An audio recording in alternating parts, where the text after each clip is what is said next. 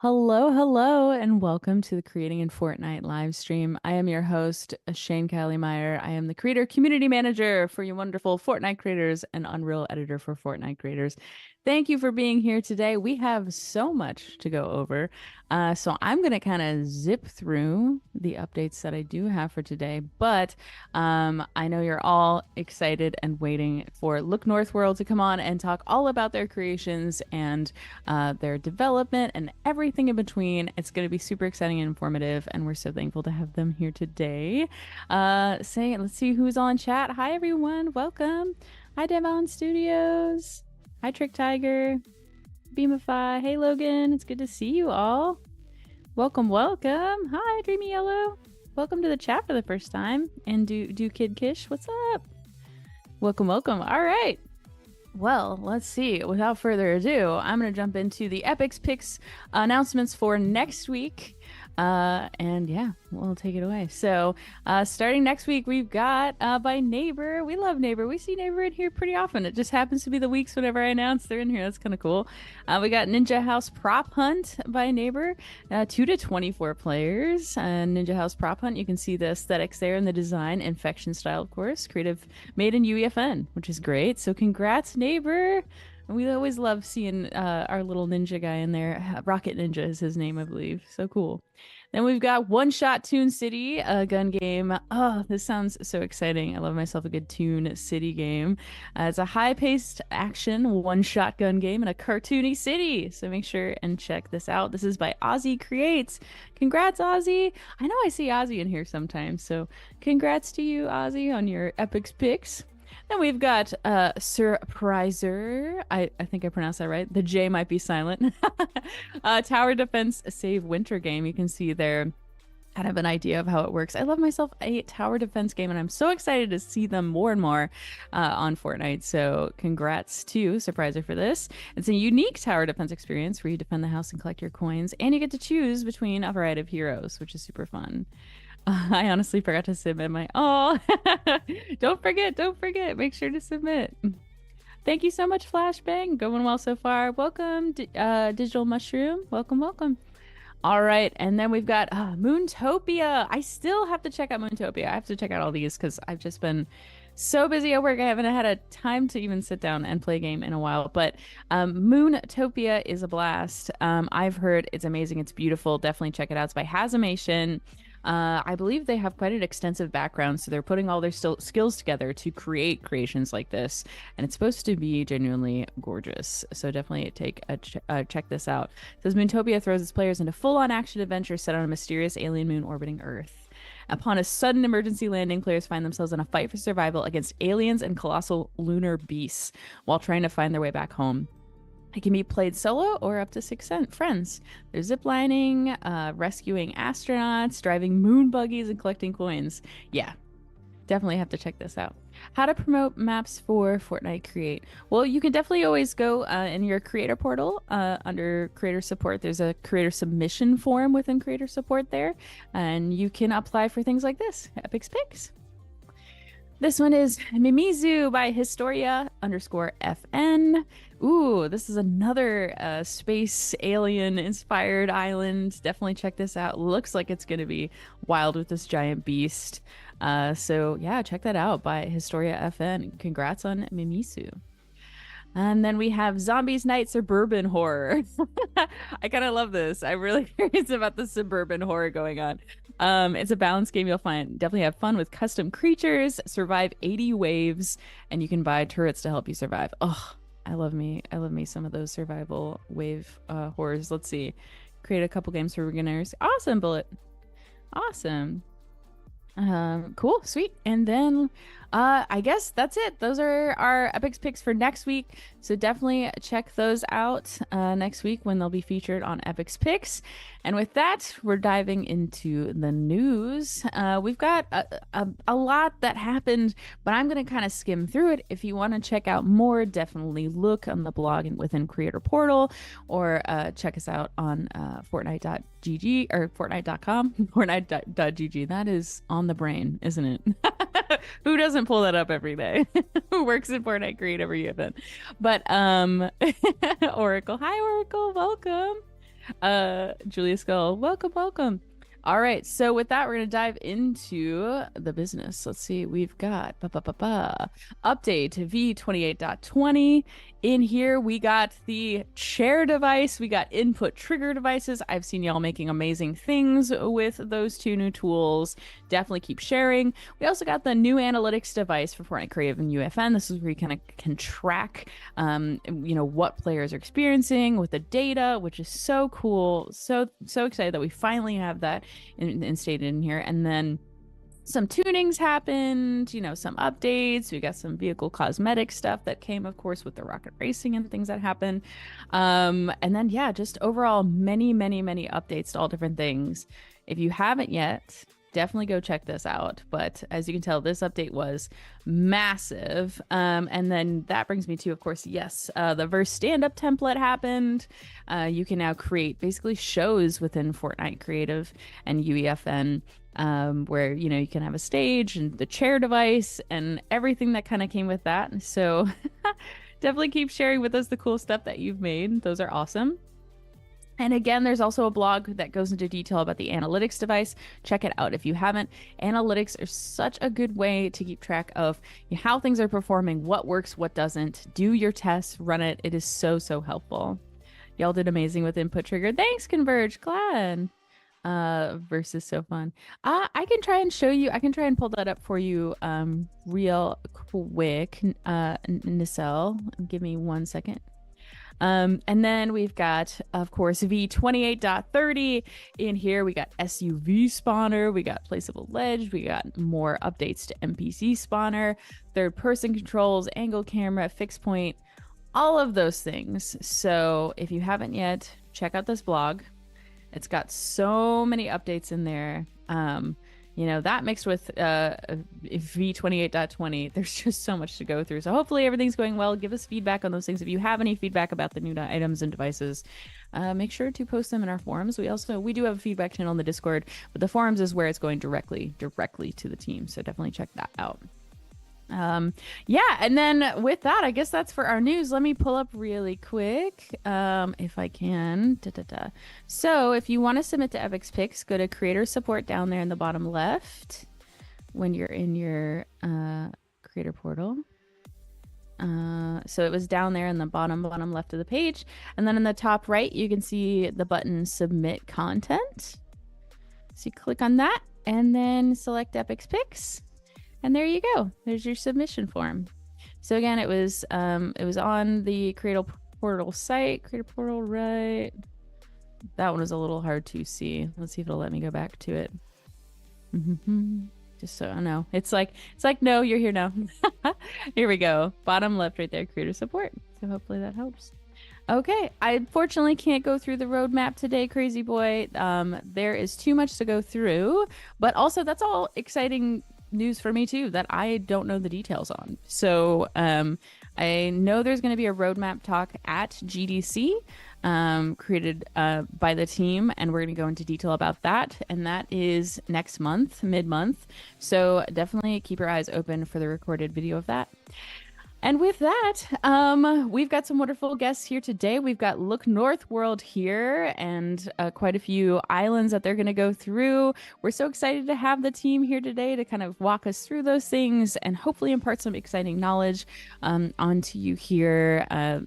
Everyone comes with their own tips and tricks that they've experienced from their individual experiences in the industry. And so I'm really excited to hear what they have to share. And I'm so thankful that y'all are here today. Welcome, Kyle, Jason, Prashant, and Aaron for our stream. Say hi, everyone in chat. Welcome, welcome. And I'll kick it off. I guess I'll throw it to you, Kyle. Let the wonderful people here know a little bit more about you. Thanks. Hi, everybody. I'm Kyle. I'm co-founder and creative director here at Look North World. I've been in games for like 10 years. I got my start in college. I went to DePaul in Chicago. The sort of biggest thing I worked on in college was a student version of Octodad, which grew to be like a PlayStation 4 game of the Young Horses team. After that, I joined Disney, worked on a few Where's My titles for mobile. And then kind of stayed in mobile, worked on a bunch of shooters, some RPGs, And before I came over to UEFN, I was working on Battlefield Mobile over at EA. Very cool. Awesome. How about Jason?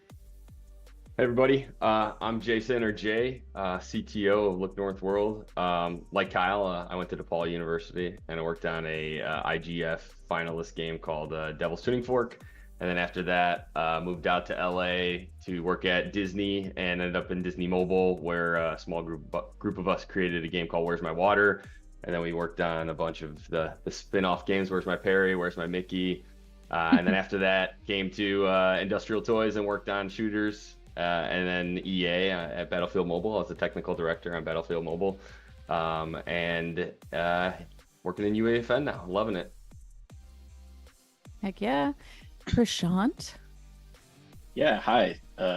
Nice to be here. This is awesome. My name is Prashant. I'm art director at Look North World. Graduated from Purdue University. Spent a bit of time in movies, actually. Worked at Gentle Giant Studios, worked on Superman Returns and some other franchise movies with superheroes in the past. Made the transition to games, worked as a concept artist for a long time. That's when I met this fine crew. Worked with them at Industrial Toys, then worked on Battlefield at EA, and now I'm here doing this. Awesome. Very cool. Yeah. And then finally, but certainly not least, we have Aaron. Welcome, Hello. Aaron. Hi, everybody. Thanks for having us. Glad to be here. I've been in the industry for over 20 years. Went to art school to be a game designer and artist. I've worked on console and PC for a long time, and then I went into mobile with these guys, where I met these guys at. And yeah, excited to be in the space. UFN is really cool. In the past, I've worked on games like Stubbs the Zombie, The Red Star, Aliens Colonial Marines, and I was on Battlefield Mobile with these guys as well. Very cool. We got some love in the chat for Where's My Water? That's awesome. Thanks, everyone. I have kind of some questions for you all. So when it came to kind of forming this team, how did Look North World come together? How did that kind of spawn? What was kind of the story behind that? Yeah, I could take that one.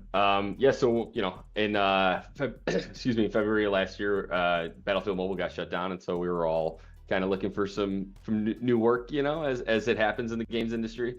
And we were talking about making a game that we thought would take us like a year or 2 years, and trying to find a publisher and stuff. And then GDC last year hit, and UEFN was announced. And so the opportunity to continue to use our skill set in Unreal Engine.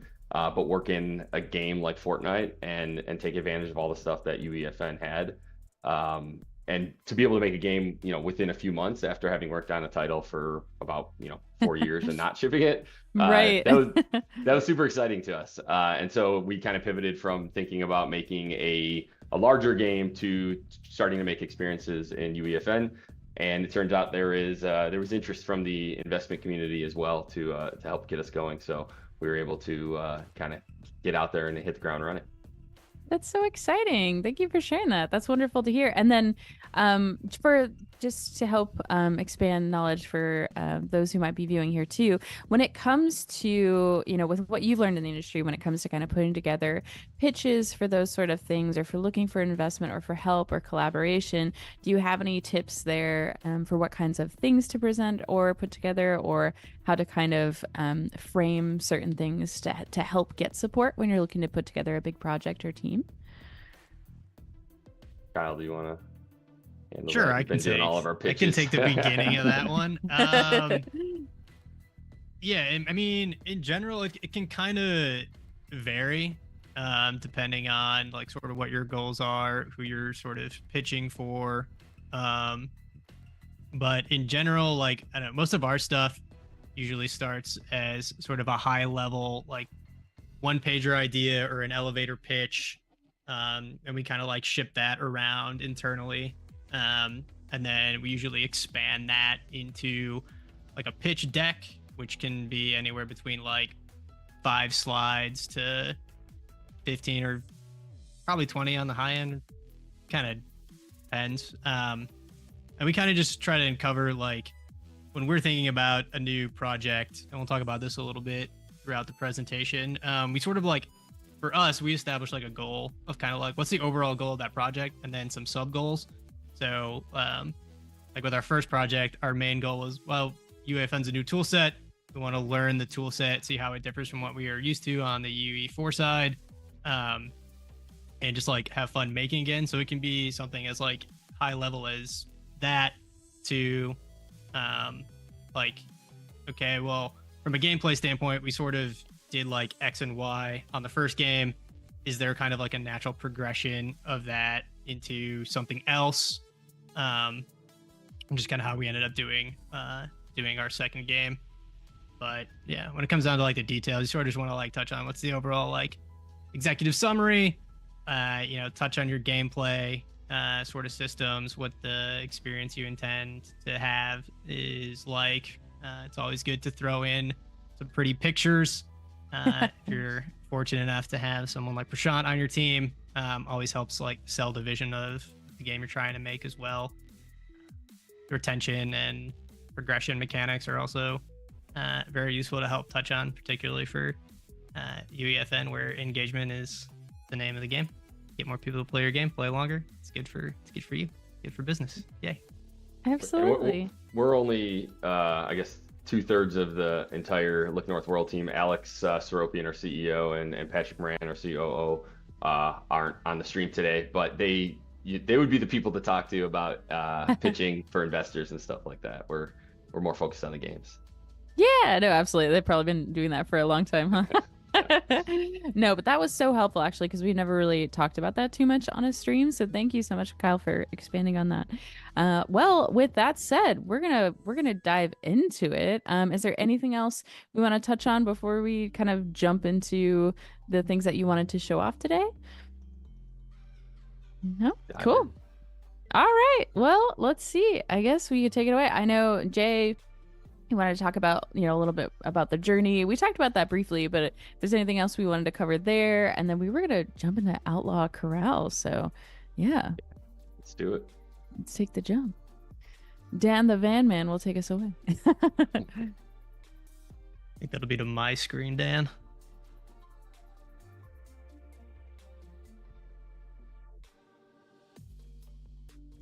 Go catch it, Dan. Let's see who all we have to chat. There it is. Hey, Sweet. Drake, you're back. Nice. All right, we got it. Yeah. Hooray. Speaking of decks, here is one. There we go. decks. What a perfect transition. We already kind of did our introductions, but kind of as a bit more about our company, Look North World. We're a fully remote company. 3 of us are in LA, Prashant's in Oregon, Aaron's in Texas, Patrick's in Virginia. So, we don't have an office. We all work from home. We run everything actually through our Discord. We have our community Discord, and then we have our company Discord, and we do everything on there. Each of our projects has their own channel. One of the big things we kind of decided on in the beginning was, because of being remote and being work from home, like we wanted to be a flexible company. So we have really flexible work hours, whatever works best for everybody, but we try to find a certain number of hours that overlap, because communication is super important, especially when you're working remotely. Another big tenet is like no reoccurring meetings. Coming from a large company and a large studio, oftentimes you end up with a ton of reoccurring meetings, because you just got to keep everybody up to date on everything that's going on. But we do have one reoccurring meeting, and that is to play Fortnite and play other creative experiences, because we're making games for Fortnite. We gotta keep up with it. And then candidness and trust. Like, we've all worked together for quite a long time, so when we're working on projects, we all feel very comfortable giving each other feedback on the different parts of the games that we're working on. But we also trust each other, to make the right decisions. Like, I'm not an artist, I'm not an art director. I can give some input, but in the end, Prashant and Aaron are going to make those decisions. So it's a little bit about a Look North World. Awesome. Thanks, Jason. Next slide. Right on. Oh, yeah. This is our latest game, Push the Button. We released this last Thursday. So it's very exciting for us. The analytics devices you mentioned earlier in the stream have been super useful for us in determining what's going to go into the first update, which we're looking to have go live tomorrow. Nice. That's really exciting. Push the Button is kind of like a culmination of some of like the major like takeaways that we've learned from the first 3 islands that we made. So we're gonna kind of talk about how we got to that. Awesome. Starting with Outlaw Corral, which was our first project, which we started working on like last April and completed in like 3 months. Which, if anybody's not familiar, it's a sort of, it's 30 rounds of 1v1s set in a southwestern sort of town, where each round you're faced off against one other person, 2 random weapons spawn on either side of you, and you try and take out your opponent, and you're sort of competing for the top spot on the leaderboard over those 30 rounds. Yeah, I remember when it came out, and just seeing it, it was super exciting to see someone develop a game like that at the time in UEF, and I was like, oh, I gotta check that out. Thanks. Yeah, so obviously it's inspired by like high noon duels and Western general settings. Also like 1v1s and practice modes were super big and popular on the platform last April, and they still continue to be today. So like I had mentioned earlier, like our overall goal with this first project was learn the tool set, just like get a better understanding of the creative audience, what players are attracted to UFN experiences compared to the like standard BR experiences that Fortnite offers. And then sort of like our sub goals were, we wanted to ship something, anything. Because it had been 4 to 6 years for some of us since we shipped the game. Yeah. A lot of us were in like managerial or director positions, so the amount of time we had to be individual contributors in our previous stint was lower, so we were just excited to like get our hands dirty making things again. Yeah, we wanted to build a community, so we have a community Discord where like interacting with the community is like the best way to sort of like learn, is what you're making actually good. They're your best source of feedback. We try and talk to them early and often. We do like alpha, at least 1 like alpha and 2 beta tests before we push any of our islands live wide. And then it was sort of important to us as like a value to like prove that we listen to the community, and that's not just like an empty promise. And so we've pushed like 10 plus updates to date on Outlaw Corral based on like direct feedback from our players in Discord and those pre-launch tests that we do. Can I ask, Kyle, how did you build your community and your Discord? Was it through your Twitter? Was it from the reach that you had as individuals already? Do you have any advice kind of around driving your community to the right place to share feedback?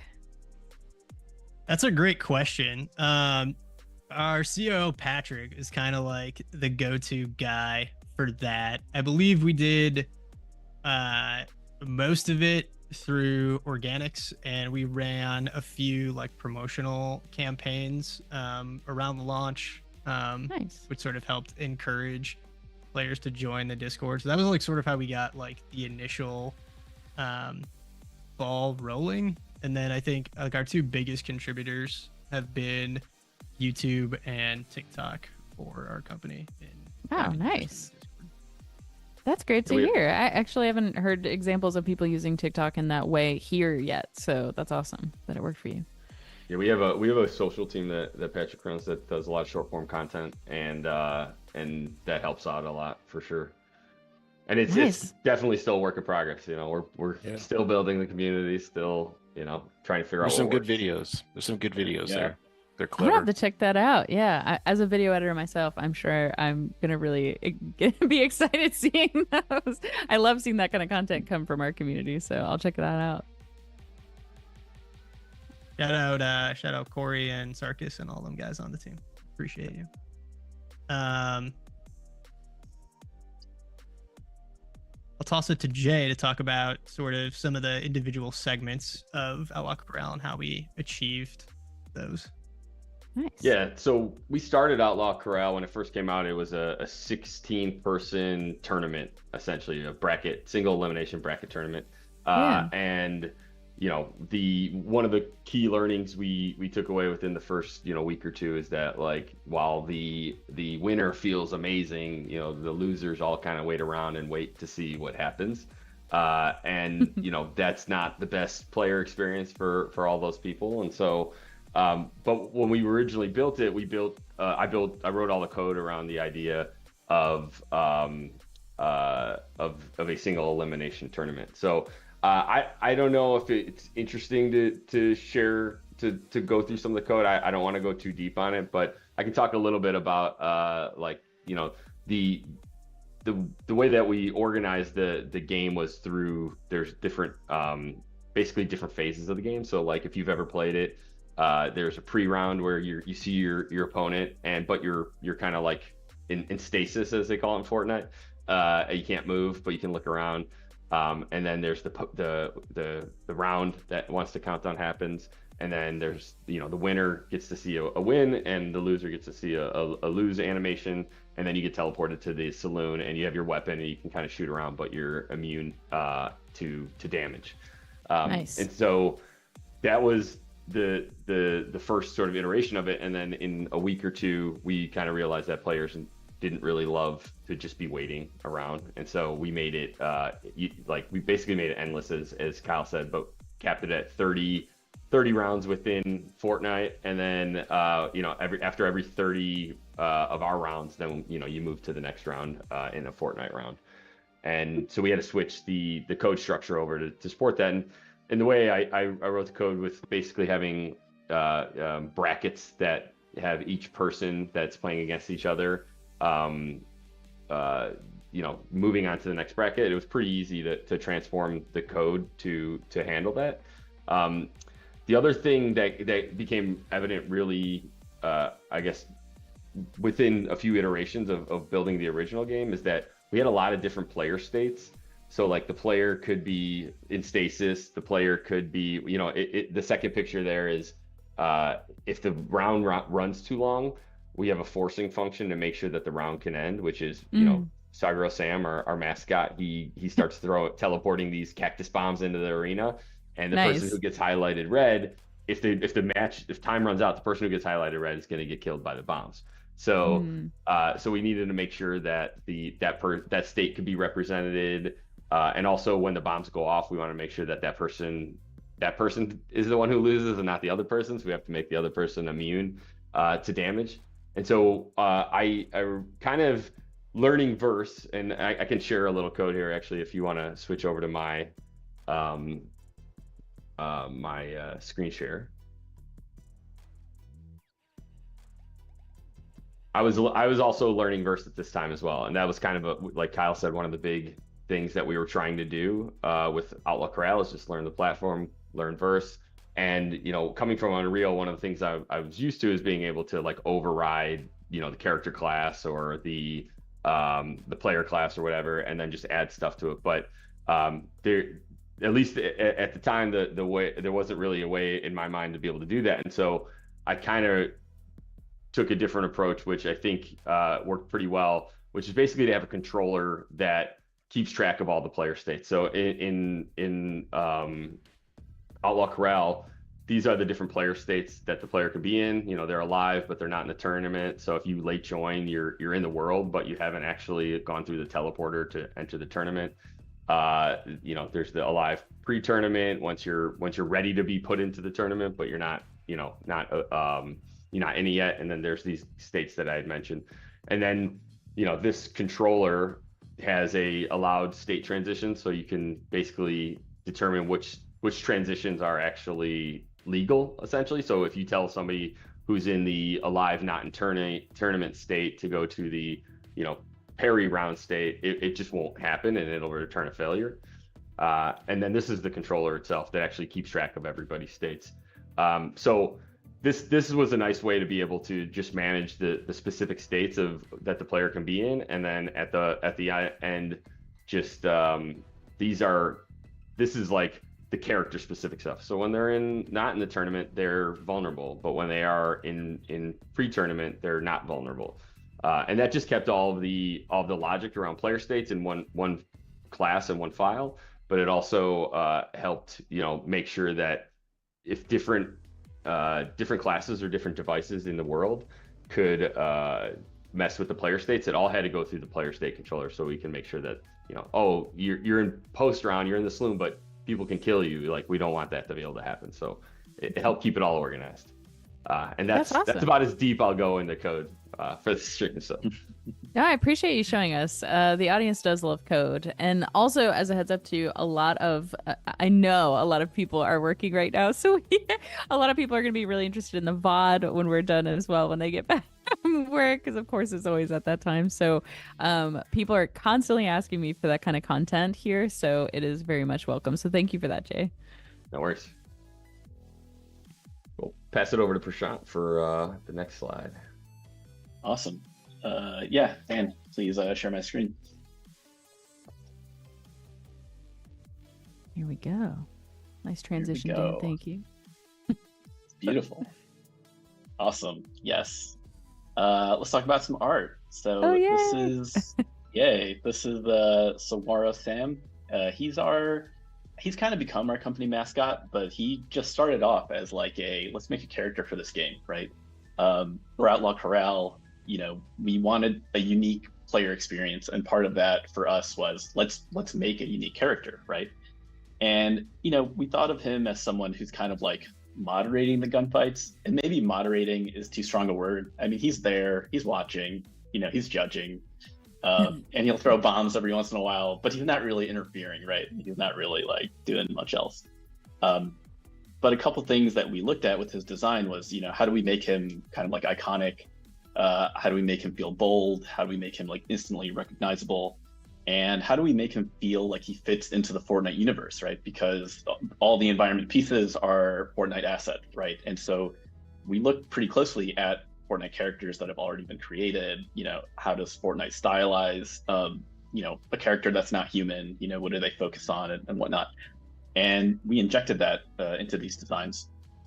And part of it is also the storytelling, right? Like, I love idea C here, where you don't need to know so much about the character, but that like someone has shot him like many times, right? He's just kind of gotten a little too close to the action with these holes in him. But I worked on these concepts, and I think one of the coolest parts was getting input from the team, right? It was like Aaron, Jay, Kyle, Alex would say, like, what if we give him a guitar? What if we give him a poncho? Like, what if we give him like a cowboy hat? And it's like, well, what does the hat look like? What does the poncho look like? It was a really fun process for all of us. You can see here that we move forward with idea A and narrowed it down and just tried out different colors, right? Something, it might be a little hard to tell here, but like, this pattern on his poncho is actually like the LNW logo, just kind of like flipped and kind of duplicated. Yeah. So it was, the opportunity to do neat things like that were super fun. And essentially this is how he ended up looking in game. Aaron is the one who made the model, did the animations, and nice. We're really happy with how he's turned out. Sorry, were you gonna say something? Sorry. Oh, I was just gonna say that back when I saw this, I might have just assumed it was inside of Fortnite. That was a Fortnite character with how good nice. You did to make it so seamlessly blend. So now knowing that you did all this is so fantastic. I mean, it makes sense though. It just blended right in. You guys did a phenomenal job. I'll have to check out the animations too, because he looks like quite the character. Yeah, I think like what like Aaron and Kyle and those guys did with his animations, it's just so fun. And I think something else that we decided to do with his design was like, I think it would have been easy to give him like a full face.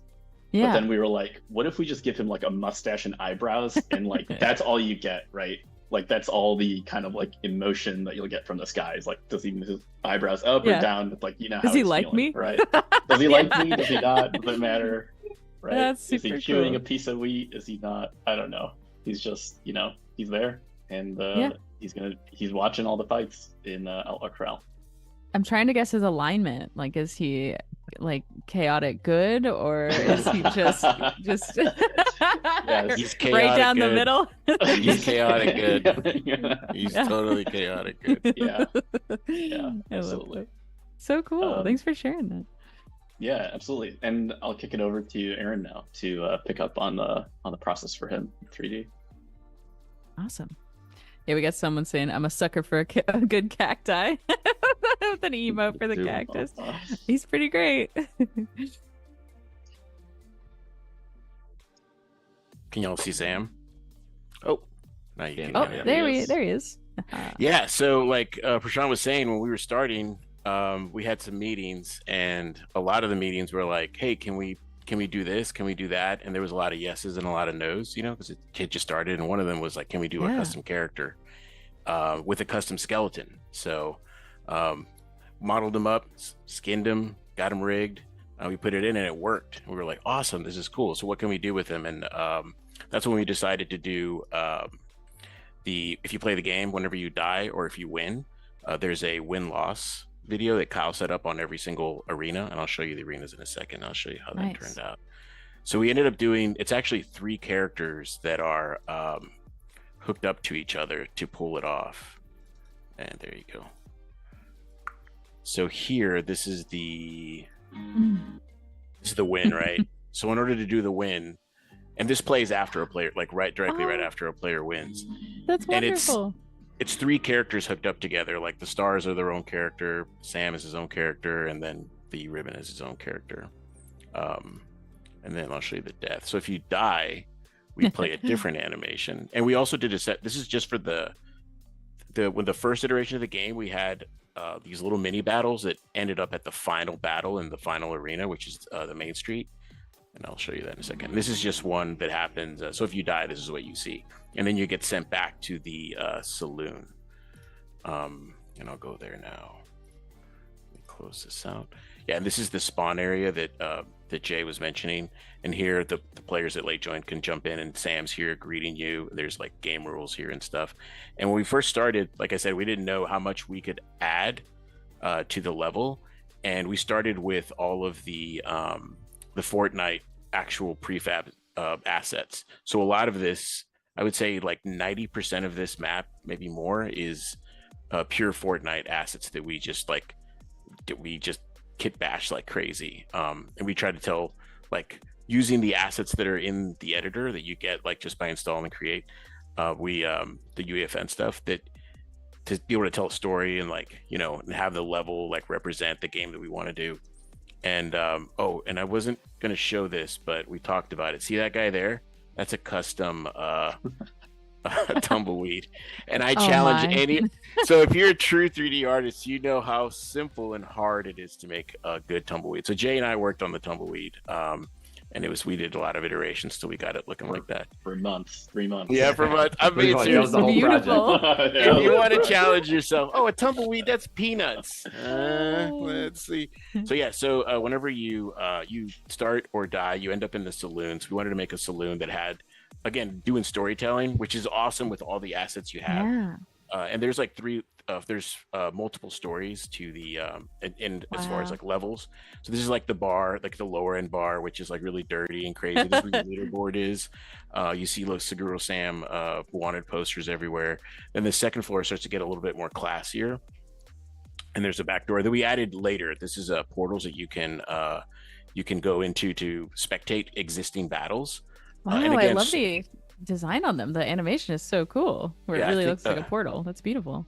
Jay's our particle master right now. Nice, Jay. And like I said, every level has it's again, using the storytelling. This is the classiest level, where you have like the bar that overlooks Main Street, where the final battle takes place, and players could come out here and watch if they die. Oh wow, fun. Yeah, and Seguro Sam is also in here. I've watched streams before, and people don't open this door, but if you do, you can see Seguro. Oh, our Christmas stuff is still in here. I remember. Yeah. Anyways, that's a little. I just put mine away, so Seguro, it's not too bad. Hero keeps it year round. Yeah, he Yeah. keeps. Yeah. We're setting up for Christmas 2024. He starts early. He starts Just early. praying for snow. Yeah. He's like, I'm tired of this dust. I forgot to revert. So yeah, the other thing is, we first started. Kyle set up. He laid out everything for us, so we can go in and start decorating. And he started doing He did a lot of this, the world stuff. The landscape. Yeah, and we were like trying new stuff out. Like we didn't know what we could do, like what was possible, and we started with these little blocks, and then using the kits. Prashant and I, and Jay and Kyle and everybody else got together, and we're like deciding what each arena could be. So every arena is unique to the theme. So like here's like a barn, and then there is some like game design elements too, like barriers and things players can jump on. It was a really cool idea that Prashant had to have it inside a bar fight. So there's like a bar you can have a match in. There's back out, like when I was doing a lot of research for, I think like a lot of other Western stuff came up, and they have these like back alleys. They're pretty prominent in the research that I was finding. So we did like a little back alley of nice. of the saloons, and then a graveyard, which is a staple. And this was accidental. Like Kyle, as he was doing all the landscape stuff, he did this grass, and I'm like, dude, this looks so cool. So we ended up keeping it. And again, one of the other cool things too is the storytelling. Like you'll see that there's a theme that goes through all the levels. It's like very subtle. There's like this money laundering scheme that Sam is working on, and you'll find like these like coffins and money. There's a bank robbery that's happening in that back alley, and then there's this like little pool area where it says hideout. This is another arena. It's one of my favorite ones. Lighting beautiful. Cool. Yeah, and that's pretty much it with the Outlaw Corral and what we ended up doing. This is so great. Thank you for walking me through the whole thing. This is amazing. People in chat are like, oh, I gotta go check this out. Oh my gosh, I had a question that popped in my head, and then did it leave? Is it gone forever? Oh gosh, what was I gonna ask? Oh, it's gone, but I'm sure it'll come back. But that is so cool. Tumbleweed? It might have been about the tumbleweed. I challenge all you artists. I am so look at that guy. Yeah. Oh, I know what it was. It was I know with NPC spawner and things like that have been coming out, or people are finding ways to like even integrate hats and things and crowns and things on top of players. Are those the kind of things that you like once things come out like that, if they are applicable to Outlaw Corral, that you would then make some fun updates to keep that fresh? Because I know you mentioned a lot of updates. Yeah, it's Jay and Kyle. Oh yeah. No, for sure. I mean, we're always looking for opportunities to bring some of the new features back into our older maps, and Outlaw Corral being our first map, and one that we spent a lot of time and creating, the characters and stuff. Like it's near and dear to our hearts. So we'll try to keep it alive and keep updating it.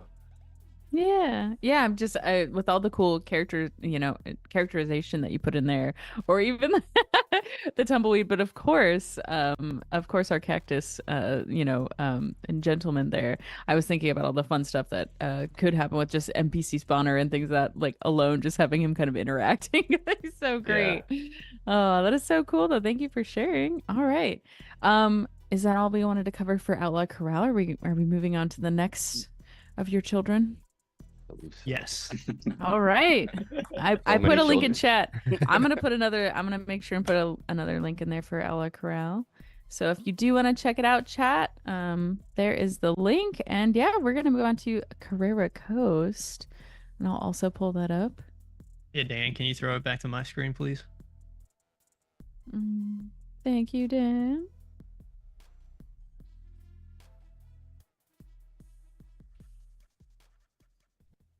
Thank you, much appreciated.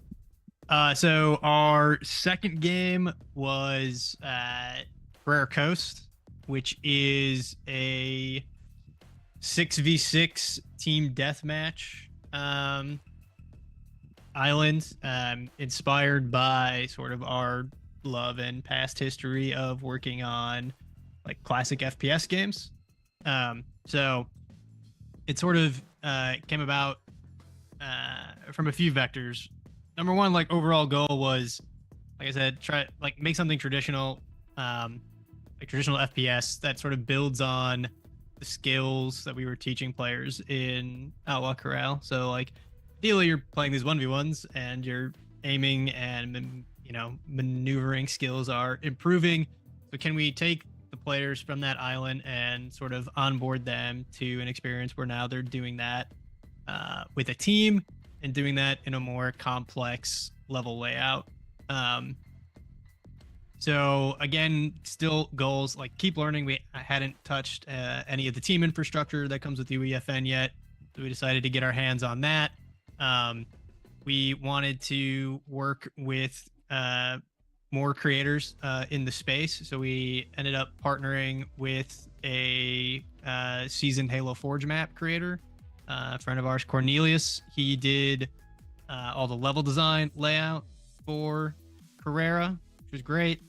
From like an operational standpoint, we also wanted to like get an experience of how can we transition players from one experience to the next. Can we operate 2 islands at once successfully?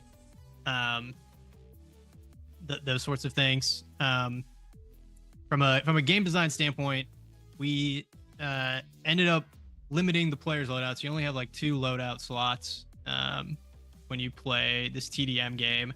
And then we positioned weapon spawners throughout the map, sort of like very Halo style, where like you want to go contest the power weapons, right? So there's like sniper rifles at a couple key points, some powerful shotguns here and there. And then the players start with like a basic AR and a pistol.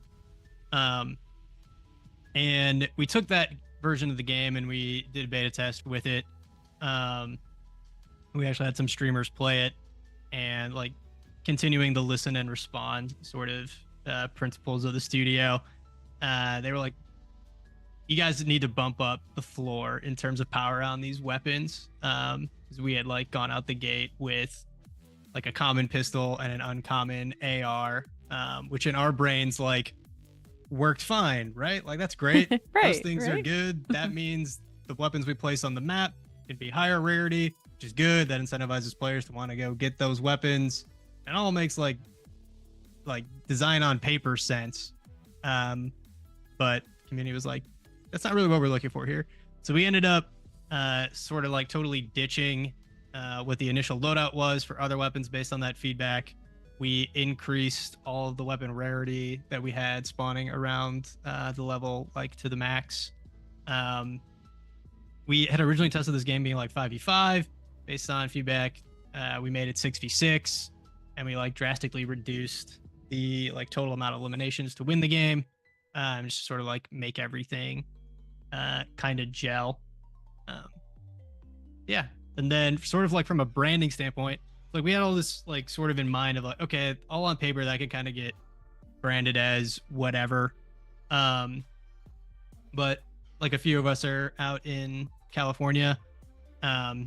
So like Long Beach Grand Prix is the thing that happens like yearly around here, which is pretty neat. And there was this big platform trend around the time when we were starting making this, which we still see today, obviously, with like the success of Crazy Red versus Blue and how that's exploded onto the market. So we decided to sort of see if we did an experiment like that with that, like what effects does that have on the product? Is it a huge, just learn some stuff? So we chose racers versus truckers, which is how we ended up sort of theming the initial level layout around. Nice. And I think I passed to. I'll talk real quickly. Our special guest. Yeah, so sort of late in development of Carrera Coast, an interesting opportunity came up. Our COO Patrick, he had worked in the music industry for a little while and had some connections, and one of the connections happened to be Crush Music, who represents Marc Rebier. And Marc Rebier happens to own all the parts of his music licensing and all that stuff is super complicated, and I don't know anything about it, but when an artist owns every part of their music, it makes it a little bit easier. And he was super open to being represented in Fortnite and his music being in our island. And so, Yes. we had to jump through a few legal hoops, but we were able to get him into our island. Marc Rebier, if anybody hasn't heard of him, look him up on YouTube. His music's like really interesting. He's called Loop Daddy, and it's all electronic. He creates the loops and then he layers them on top of each other, and really interesting music. So yeah, we got to put them in our map, and I'll pass it over to Prashant to talk about how we did that. Thanks, Jay. Yeah, Dan, can you kick it over to my screen? I love the I remember when transition this came out and how cool it was to see that that collaboration had happened. So I get excited when there's more music collaboration happening on the platform too. Yeah. Yeah, absolutely. So yeah, we got the challenge of how do we put Mark into the game, right? This was the key art that we ended up using in the beginning. You can see Mark is in the background there. But I can take you through the process for how we kind of ended up with the final model, right? And the first step was just gathering a bunch of material around Mark, right? How does he look? What is his style? What does he wear? What are some like iconic bits about him, right? Is it his glasses? Is it his hair? Is it the necklace? Is it the robe? Is it everything together? And I think the answer we came to is like, yeah, it's everything together. And that's it. That's a brand. That's it. And yeah, I think him and his red robe is like, it's very recognizable, especially for people who are familiar with it, right? Yeah. So after gathering references for him, then we gathered a bunch of Fortnite character references, right? Because we wanted to see like, what is the filter? How do we translate the robe into a Fortnite robe? So we looked at how Fortnite stylizes, this character who is wearing a robe. This came in very handy, right? To look at the folds, the bold shapes that are being used.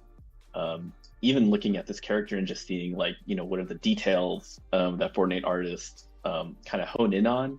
How do they simplify, but also kind of sophisticate some of these details and still stay true to like the character and the theme while telling a story.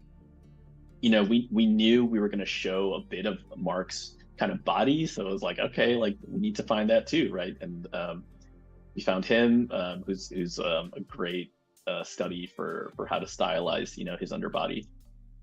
And Mark has this amazing hair, and we knew we needed to nail that, and so we gathered a ton of reference for just hair, right? And last but not least, this was super valuable at looking at how Fortnite had already taken existing celebrities and stylized them, right? What did they focus on? What did they leave out?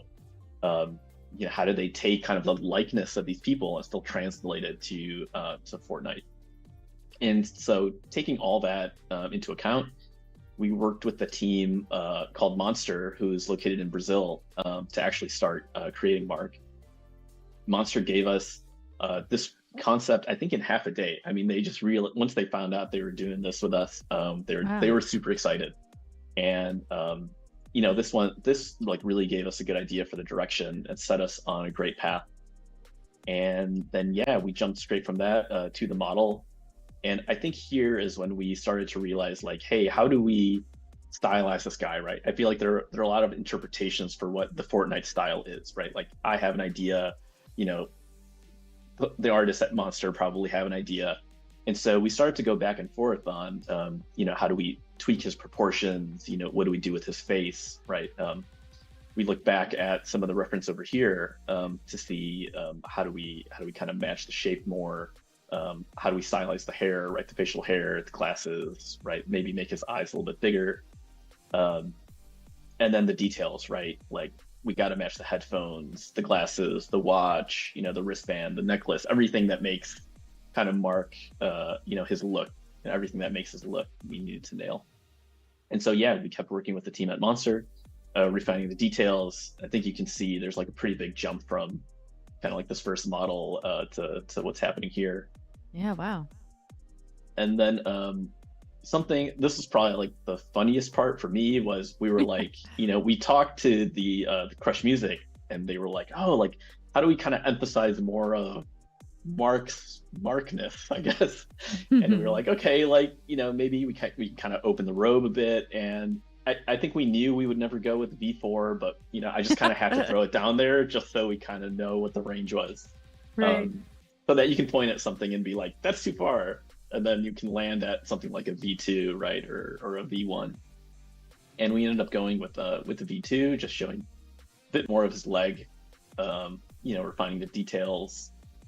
And then eventually, oh yeah, one more pass at the hair, looking at Obi-Wan and Aquaman in Fortnite, because I think they had the most similar hair to him, right? Yeah, the Um, mains. yeah, the mains. And then we ended up with the model in game, and this is how he looked on his stage. These are some turnarounds of him, and we feel like he blends in pretty well with the environment and kind of looks like he belongs there, right? Which was the biggest challenge. And Absolutely. yeah, in addition to that, we created some concert posters for him because he's hosting a concert in our map, and these are in the style that his team kind of creates posters of in the real world. So we looked at those quite a bit. And yeah, for more on the Mark model animation, I'll kick it over to Aaron. Awesome. Yeah, a There. lot of people in chat are loving that. It's very cool, right? Thank you for showing us step by step. I think that's so helpful for so many of us. Awesome. Yeah. Oh, Yeah, so the posters. They look there's so good. yeah, they're everywhere in here. We populated the map with it. Yeah, there's no here. Let me show you. So I gotta get this guy up. So when we started doing the map, luckily there was a stage already in there, and we were trying to figure out how to put Mark in the map that made sense. And I don't know if you've seen any of his videos or know who he is, but he plays usually on the side of a street. He'll just like set up a table, like a little folding table, and just start playing, or he'll be in his apartment. And he was he went to Coachella, and he had a show where he had his entire apartment from the streams recreated, and then he like breaks it over time, like while he's doing the show. You can see him here breaking it, and there's the full set. And this is on YouTube. You can see it, and in the background there's these screens that as the show progresses, like his stage gets more and more broken, and also the background changes. Like there's at one point like a UFO comes in, and we actually had a UFO already in the map, so like everything started lining up perfectly. And you'll see that it's on the stage, it's right there. So that was not, we didn't do that because of the it was like, whoa, that's perfect. That actually happens in the video. And at the end of the show, the entire stage is destroyed, and the video shows like this like end of the world type, like all the buildings are on fire and stuff. So we wanted to replicate that as you play. This entire stage, actually, this area is destructible. Nothing else in the map is destructible. And when you come up here, cool. Yeah, and like we tried to match everything that he has on his stage. So I went in. We did it 1-to-1, but like we didn't do the art. We changed the art to like just so it's similar. Yeah. Because other artists did that art, and all these assets are from Fortnite. So some of them are like custom, like very few, but the rest of them we got from the nod to Outlaw Corral on the wall. Oh yeah, Can I ask, yeah. What led to the decision of working with this specific artist? Was it the decision because not only, of course, the connections that were had, but what was it because he was such a unique artist, or had put on such a show, or were you personal fans, or what made you choose working with him? Is a little bit all of the above. Like, a lot of us were fans. I remember, I think I might have posted a video of him in the channel, and then like our COO was like, hey, I think we might be able to work with him on an island. And then like Aaron was saying, like just everything about this specific island kind of worked for him specifically, even though we hadn't originally planned it with him in mind. Funny. Like we had a stage area in there already, Aliens. UFO. UFO. Yeah, it like just kind of all alien felt right like it, and it didn't feel forced. It felt like, oh, Yeah. this could work. So we dove in. Yeah, his music also matched like the tempo and pace of the gameplay of the level as well. So like it matched theirs too.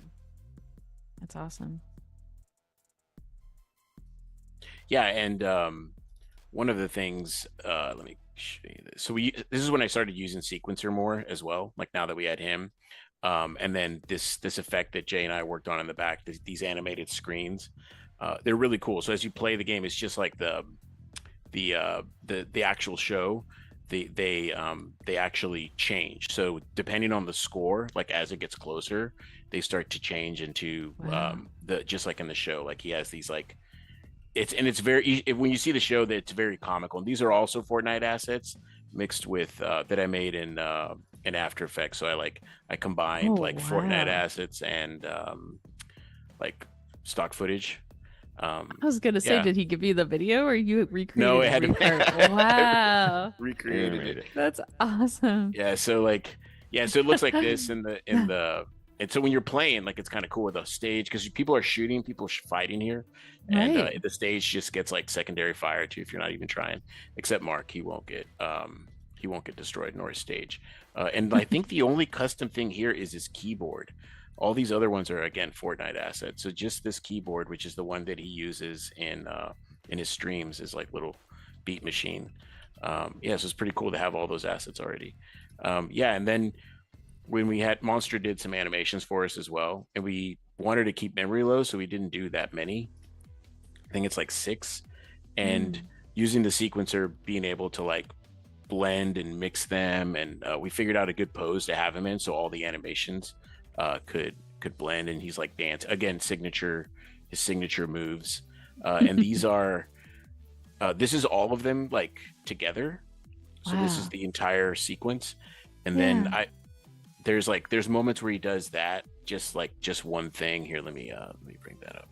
So here's like an example of using just 3 of the animations to create with using the sequencer within the create system to like make something different, more unique. So we have all these 3 randomly playing, and it just looks like he's dancing, Yeah, he's doing his thing. Yeah, and it doesn't look like a loop is what's really cool, because they kind of blend and they mix and match and they go back and forth. And then Jay made this really awesome hologram effect using the blueprint stuff, the effects, the material editor. Yeah. And the impetus for that, or the thinking behind that, is just that like, he's going to be there. He's indestructible. So like, let's make it make a little sense. Like he's just a hologram, playing this concert. So. He is not invincible. Yeah, he's not really invincible. Please don't open fire around Mark. Oh my goodness. No, that's so cool. Yeah, we also did some. There's more screens up here that are animated as well, like taking some footage. Yeah, a lot of those are just using like the sprite animation nodes within the material graph. So we were able to get like, 2D animations and using that stuff. That's wild. We did some more Look North world branding, Outlaw Corral. And of course, little Sammy's in here as well. Oh, chilling out with a cooler. Oh, and if you go emote with him, you get like XP. So if you play the map, go emote with him. That's genius. Love it. And that's about it. That's Carrera Coast. Wow. That's been it. And for animation for Mark, was that all motion capture or was that hand animated? It was keyframe. So we gave them. We have there's a ton of video reference of him because he streams all the time. Right. Yeah. And he has his mannerisms that are very iconic. And we watched them and we picked some of the let me see if I can load it up. We picked some of the best poses that he could or not best, but like the more common ones that he does that are iconic, and we tried to match those, and they animated everything in Blender. Oh, it's Blender wonderful. was the source, yeah. Like he does this dance if you watch. That's such a good personality, yeah. And he'll point at the screen sometimes. I might have not even. I think I learned who he was from. It sounds silly, but I think I learned who he was from seeing your trailer and your island come out. And then I started seeing him on TikTok and stuff, and I was like, "Oh, it's that guy!" So you all were. This is my first exposure to him, which I'm sure he appreciates. Very cool. This is very cool. Cool. Well, thank you so much for walking that through, especially the character creation. I think that really sparked a lot of ideas over there too, because I am in chat. Look like people are really excited. Nice. A lot of love in chat. Let's see. Shout out to those hair physics. That's right. There's a lot of mind blowing going on here. You guys are crazy. I'm a big fan. Oh. And then we've got we also have Aradir in here, and I believe English is hard for him to understand, but he's doing his best to translate all the captions so he knows what we're talking about, which is Oh, awesome. wow. Welcome, our Awesome. dear. Um, Cool. Yeah, thanks for celebrating, chat, guys. All right, so yeah, back now to we're gonna I go think into actually there was one Yeah, other. if Oh, you can one go other back to thing. my screen, Yeah. just two more little fun Oh, no worries, fun please fact share. things about Carrera, and then we We can love move that. on. Jay, do you want to cover this part? Yeah, so if you could play the team selection video. So, we launched Carrera with a big streamer tournament with a prize pool, and Nice. we realized, that if you had a party of over 4 players, they wouldn't automatically be put on the same team together, and so we had to Yep. add our own party selection into the game. And so this is like when you start in Carrera Coast. You spawn on an island, and there's 30 seconds for you to select your party, essentially, and you could jump between each of these parties, and each party's max of 6. And then when the game starts, we do our best to balance the teams. You split the parties into 2 teams while trying to keep as many of the parties together as possible without making it an unbalanced match. And for the tournament, it was easy because it was just 2 parties of 6. But we also, since it's a public island, we had to make sure it worked with any number of people. If you don't join a party, you're in your own party of 1, and then we try to add all the parties of 1 and split between the 2 teams to keep them balanced. Yes, that's perfect. Yeah, and then the other bit was, and this is kind of interesting because I think at the time I didn't know that the Switch device had per player state, and so one of the things that I learned from Unreal Fest, going to a talk at Unreal Fest, was that a lot of times when streamers are streaming your game, if there's music, they want to be able to turn it down or turn it off so that they can Right. talk over. And especially if you're going to play this game for a long time, maybe there's a few songs on loop, maybe you don't want to hear them anymore. So we added in the ability to turn on and off the music. And the way I did that was just with a simple button device, and then I kept track of the player's sort of state of whether they wanted the music on or off. And then and then the radio device you can have it only play for registered players. And so when you turn it on, you're registered. When you turn it off, we unregister you. If I was doing it today, I would probably use the Switch to just so the player could see whether they have it on or off, and that's a per Right. player state thing. So Oh, that's awesome. I know there's a lot of people out there that appreciate it from an accessibility standpoint too, where they're just like, oh, this music is a little much. Like, yeah, thank you for letting me turn it off if I need to focus or something. So that's great. yeah, Cool. Well, thanks so much for walking us through that, Jane. yeah, no problem. Thanks, All Jay. right. Now we're on to Control. We're on Super to exciting. Control. Another great thumbnail from Moisty, I assume. I think No, Prashant actually, did I this think- one. yeah, Oh, Yeah, Prashant made it? Yeah, Oh, that's sorry. fine. I'm sorry. Double Moisty is also great, compliment. but props to Prashant. At this We use time, them. I see. We use them. We use Yeah. them. It is great. So like we launched Carrera, and we were sort of wondering what to work on next. And we ended up sort of shopping around like 3 ideas internally. Well, probably more than 3, but we settled on 3 to bring to our community. And so we held like a little pitch night with our community Discord, and we pitched them 3 ideas. And the idea that would become Control is the one that they sort of showed the most interest in us pursuing. Which what it became is sort of is summed up as like a love letter to Counter-Strike. It's a 5v5 tactical shooter. There's 2 teams. One team is the attackers. In the little universe we built, they're called the Jinsei, and they try and plant this bomb at 1 of 2 bomb sites and defend it until it goes boom. They win the round. And then the other team is playing as defenders. They're called Control, where the game gets its namesake from. And they win if they eliminate all the attackers or defuse the bomb. Each round, they can sort of buy weapons, utility items, and shields at their base. And we're all just playing to win. Whoever gets the 7 rounds first wins. Halfway through the game, teams swap sides, so you get a chance to play offense and defense. So, like with that pitch in hand, it also sort of continued to align with our goals of learn more stuff, use new things in UEFN, and also this through line of, okay, we've been teaching these players from Outlaw Corral how to move and shoot in 1v1s. We sort of taught them ideally to take those skills and how to work as a team.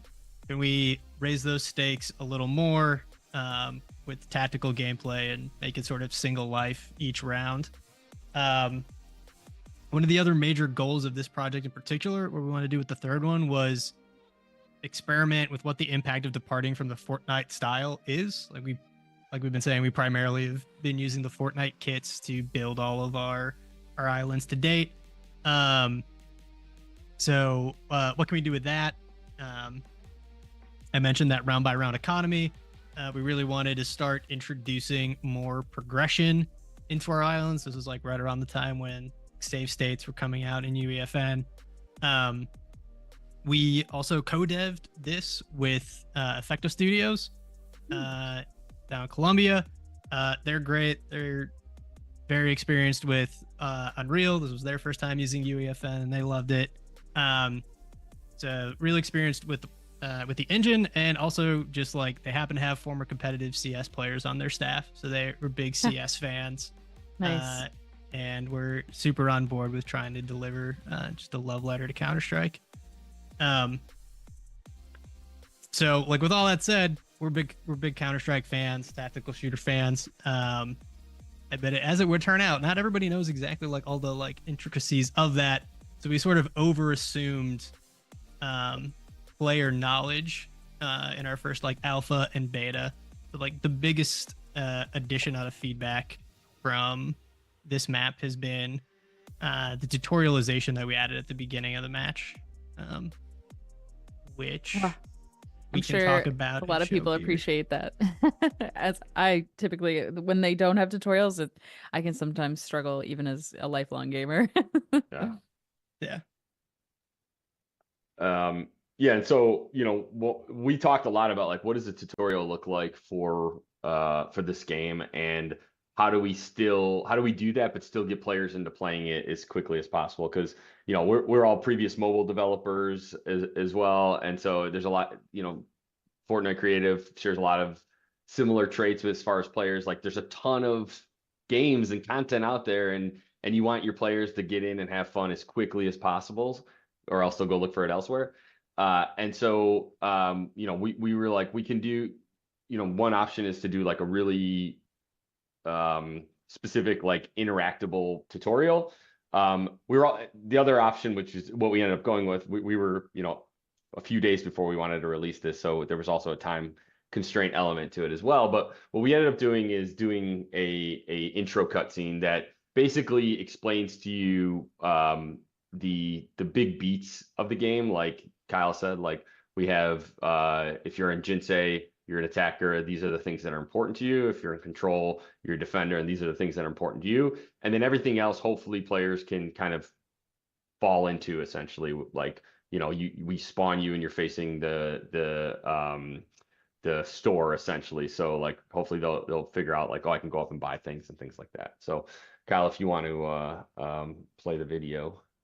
See this, yeah. I just want to call attention to one more thing before we get into the video, which is that we also tried to start doing that tutorialization.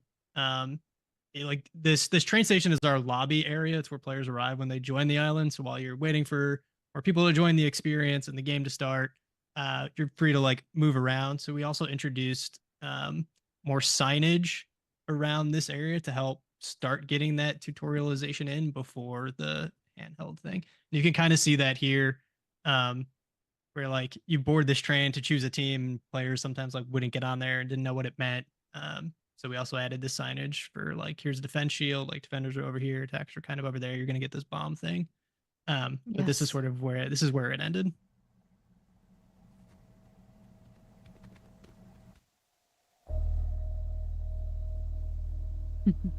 We have audio. Purchase weapons and gear. There we go. Grab the bomb device and carry it to either target site. Once planted, defend the bomb until it goes off.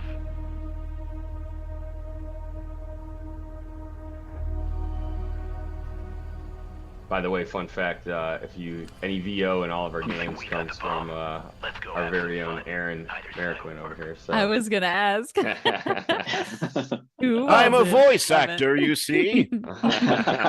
Hey, when you've been in the industry this long, you're a little bit of everything, huh? Yeah, you get called in. Hey, you, come on in the booth.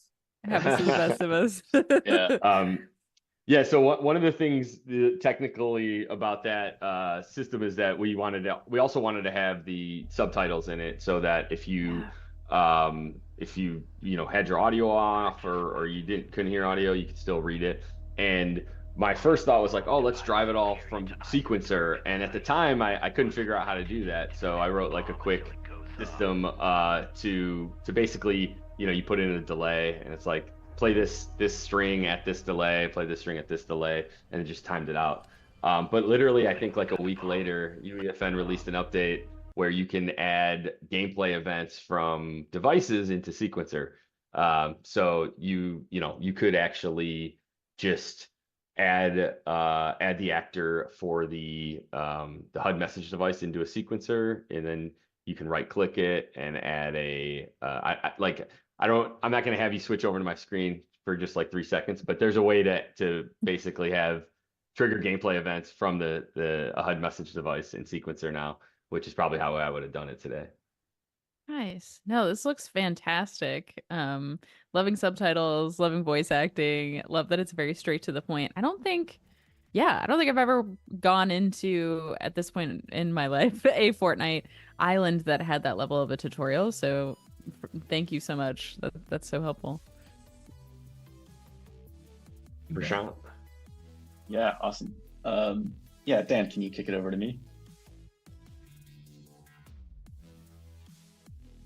Also, if anyone has any questions, feel free to shoot them our way. I think everyone's been pretty quiet, just taking in all the information, but more than welcome to ask any questions as they come up. We'll just try to keep it on topic. Yeah, there's a lot to take in with this stuff. So yeah, like Kyle mentioned, we wanted to really push the art style for this game. So I'll play this video, and then I'll talk about kind of how we got to this final look. What this video is actually like a beautiful corner that Aaron and I built with some help from Jay as well. This was to actually prove out to ourselves that we could kind of like execute this art style in UEFN. So yeah, if you look at the editor, you can see like this is in UEFN. We were inspired by like anime from the 90s and even some current games that kind of have like a cyberpunk style set, kind of like an Asian kind of dystopia, really grungy but like oversaturated and beautiful and colorful, but a sense of eeriness and mystery, like there could be danger lurking around any corner. We wanted to create a space that like players want to explore, right? And we hadn't really seen anything like this in UEFN yet, and that was really intriguing for us. And I'm not sure that either Aaron and I had really worked on a game with that look either, so we also needed to prove to ourselves that we could do it. Some of the inspiration that we looked at initially was this Matrix Awakens experience in Unreal 5. I think this had come out like in the beginning of last year, or maybe end of the year before. But we loved the post-processing that was happening in Unreal, and the wetness on the floor, the way the city was just kind of like rendered. It felt real. It felt like something that you could just enter into and live in. And then, of course, we looked at the Deserted Domination game, which UEFN kind of showcased, I believe, in the middle of last year or early last year. Just looking at the assets and seeing how they treated kind of like a realistic game was really beneficial for us in our journey. And instead of creating the assets from the ground up ourselves, we were like, let's look at Fab, right, which is available in UEFN, and let's look at what's available to us. What can we use that's there? Do we need to fill in gaps and whatnot? And I should say, in the beautiful corner that I just showed, there's a lot of custom signage from Aaron. Yeah. There's like really neat kind of like puddle effects that Jay had worked on, in addition to kind of what we had found in the kits. And so these are actually some of the kits that we purchased, right? Of course, the Deserted kit, it has all these amazing assets that we were able to grab and use. And then Decagon, sorry if I'm not saying that correctly. They had all these kind of like futuristic city kits and props, right? All these signs.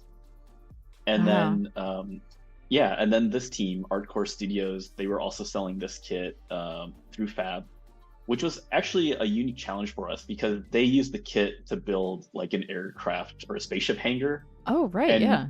and we wanted to use the kit to build a city, right? Which is very opposite, which is like I shouldn't say opposite, but not too many similarities.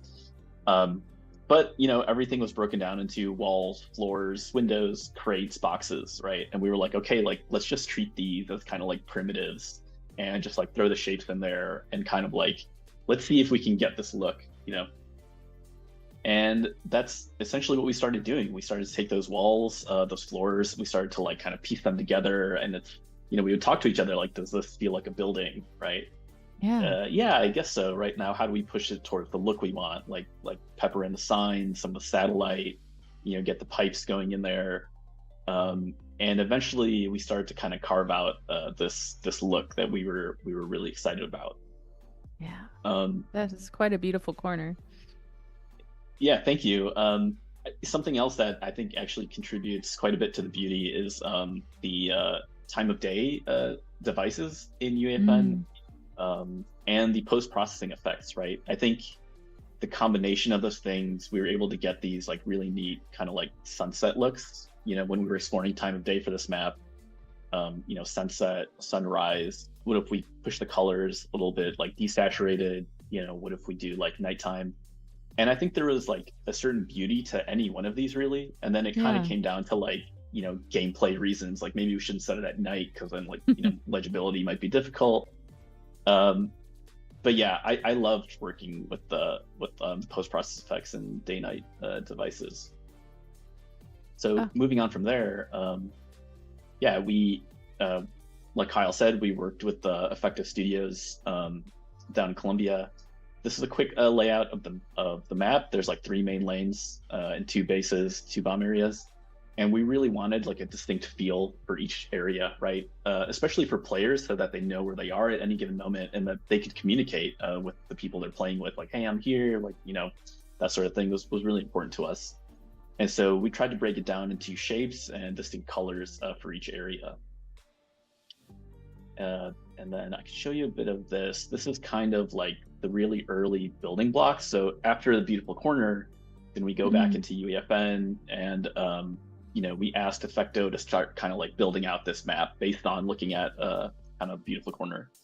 And this is like the early kind of like rough stuff, right? That we were starting to see. Wow. And after quite a bit of iteration, this is like what the final map looks like. One thing I'll show you, it's a little bit of storytelling, is there's like a corporation that's kind of like in the map that has these android robots. And we wanted to tell the story of like this rebellion that's rising up that doesn't like these like androids and robots taking over. And so this is a bit of story element where we wanted to show kind of like the robots are there, but they've kind of been, you know, like dealt with a bit, right? And this is part of what the story is about, like why you're kind of fighting against another team. And then yeah, just to show you, you know, how this looks in Unreal. This is the map. This is the main kind of like the center kind of lane, right? And what we tried to do here was kind of keep a lot of the noise and color kind of up, kind of above the player view, the player sightline. We didn't want it to be too distracting for players when they're trying to look for their enemies, right? So when you kind of look down here, it's a lot of like blank walls, and just kind of like large patches of color. But then when you kind of look up, you get like the craziness, the noise, the kind of like neon sign oversaturation.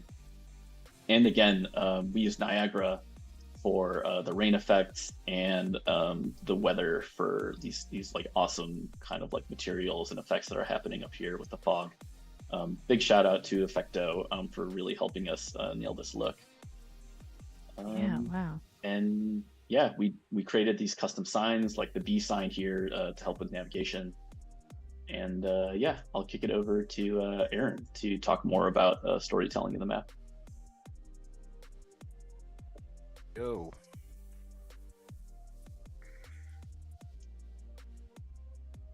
Can y'all see my screen? Yeah. Whoa, there we go. Yeah. So with the storytelling, we really wanted to emphasize, like Prashant was saying, like the colors, and Effecto did the first pass on everything, and the second and the third and the fourth pass on everything, and we were working back and forth with them a lot. And then we did like a final push at the end where we started adding a lot of little details in to kind of further emphasize the storytelling and branding as well. So we have our Look North World stuff inside the map that's randomly placed, and not randomly placed, specifically placed. And then also the signage, we played with different signs for the A, B, and we ended up with something that matches, like, all right, this is the graphic design that's going to go with this level. And Prashant found a really cool, like, a lot of this stuff is kit bashing because we're working really fast. Yeah. And so, like, a lot of the art that you see, some is custom, like this Saguru Sam sign right here, this exit sign, that's custom. This is custom, but like this little eyeball thing is not custom. So we got, like, this is stuff that we get from artists that work in Fab as well. I think Nice. Prashant found this one from an artist that has assets in Fab.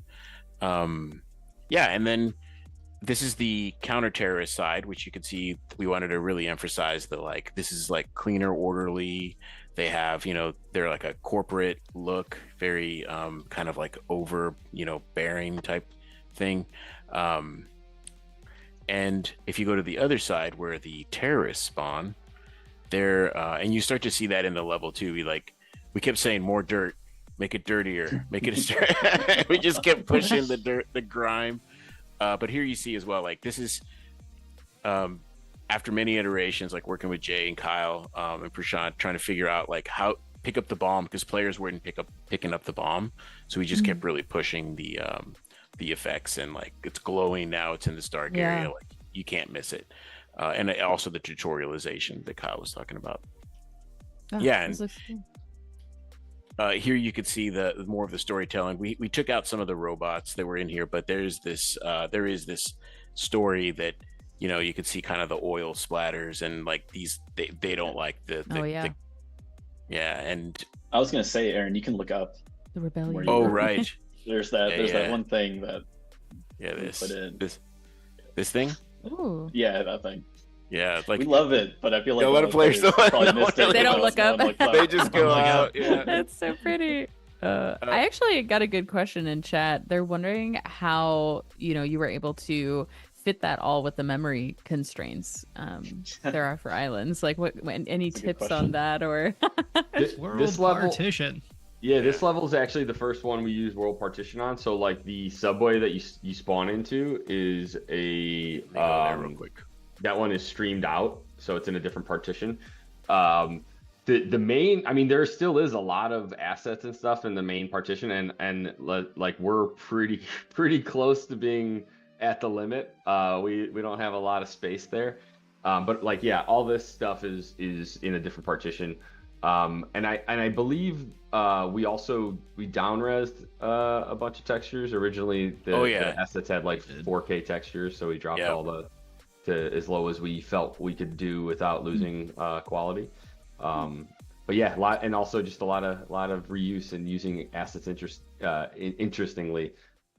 There was I saw a Twitter post recently about, I can't remember, I think it was a Halo game where there's like all these boulders, and it's like every single one of these boulders is the same asset, just rotated and scaled differently. So get creative on how you use assets.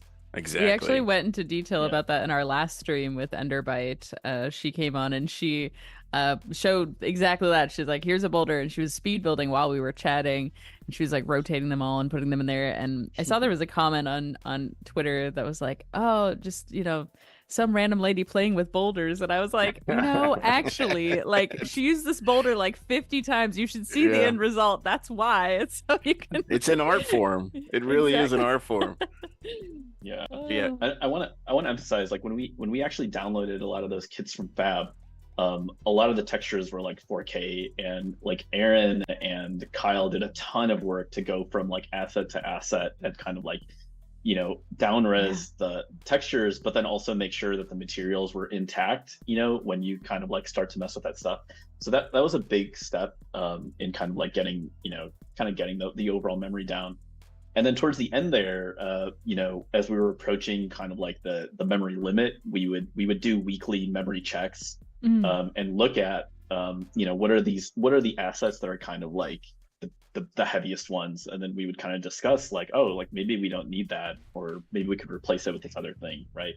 And I think just being on top of it like pretty consistently and communicating was kind of how we kind of managed it all within the team, right?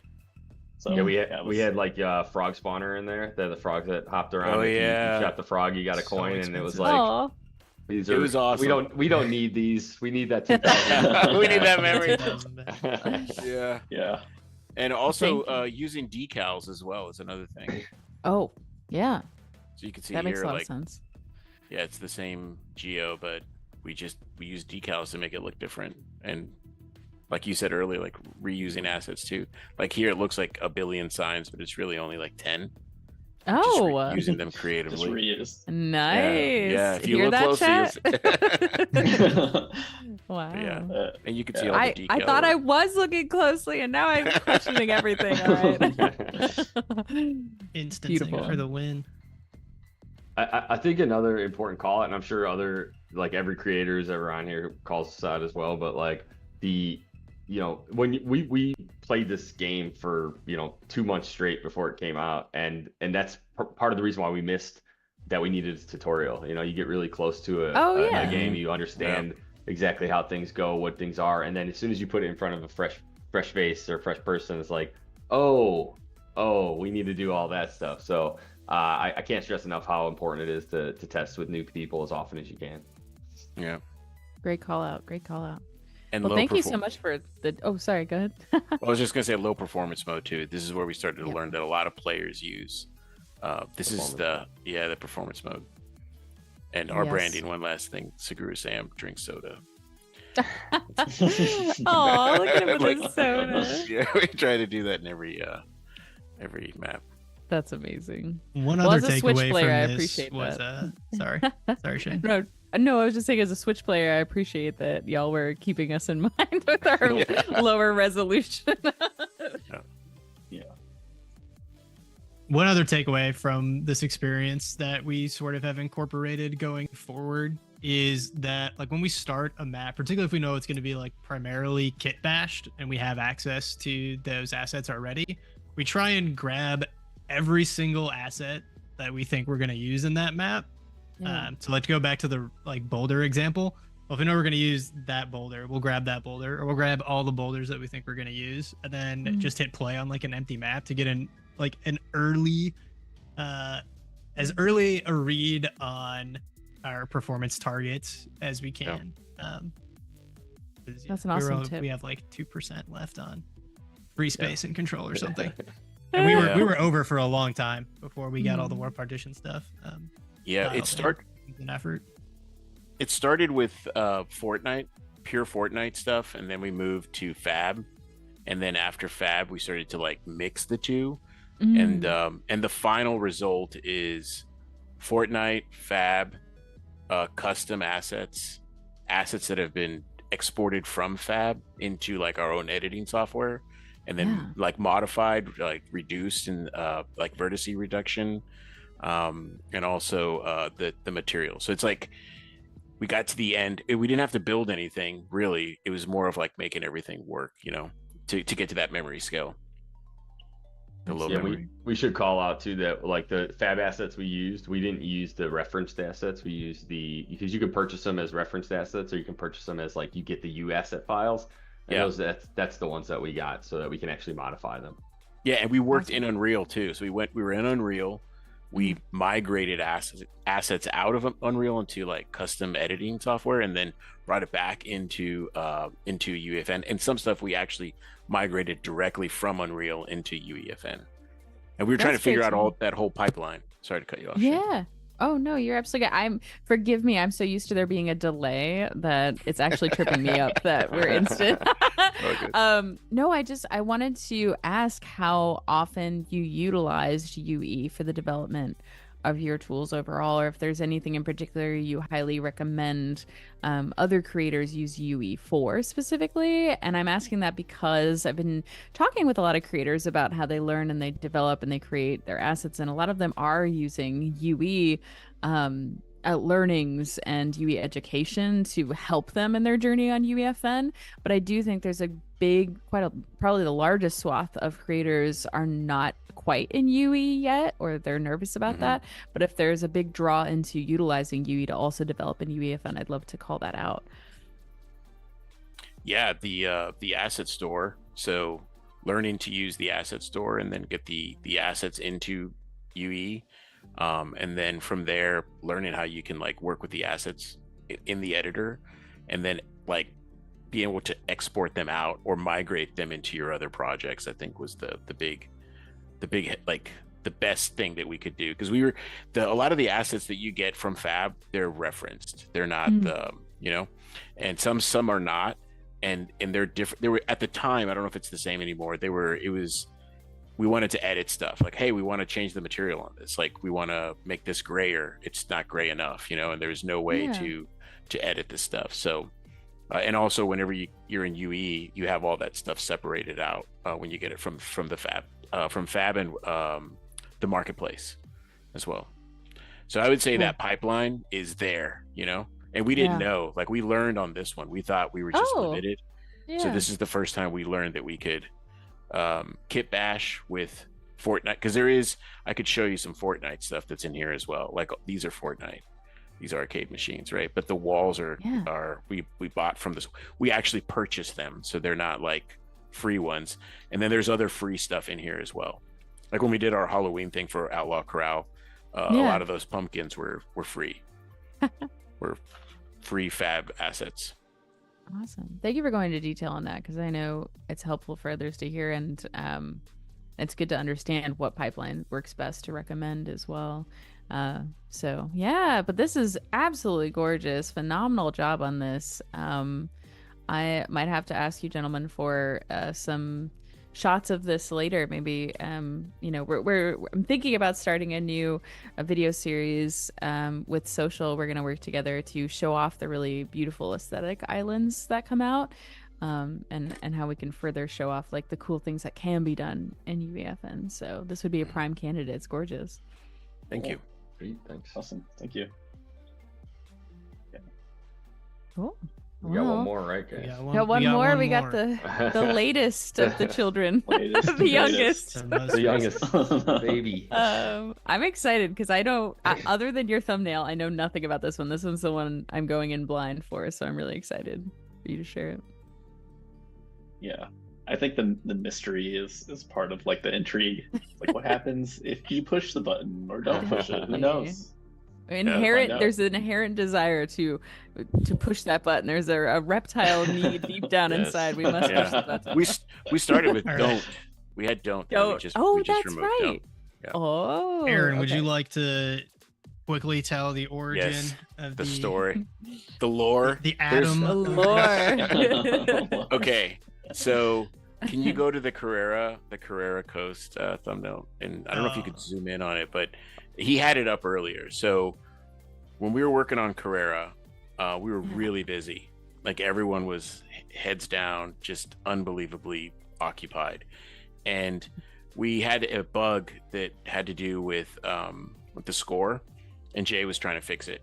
So Jay asked us all to get into the map, and he would kill us and eliminate the players and make sure that the score was working and everything.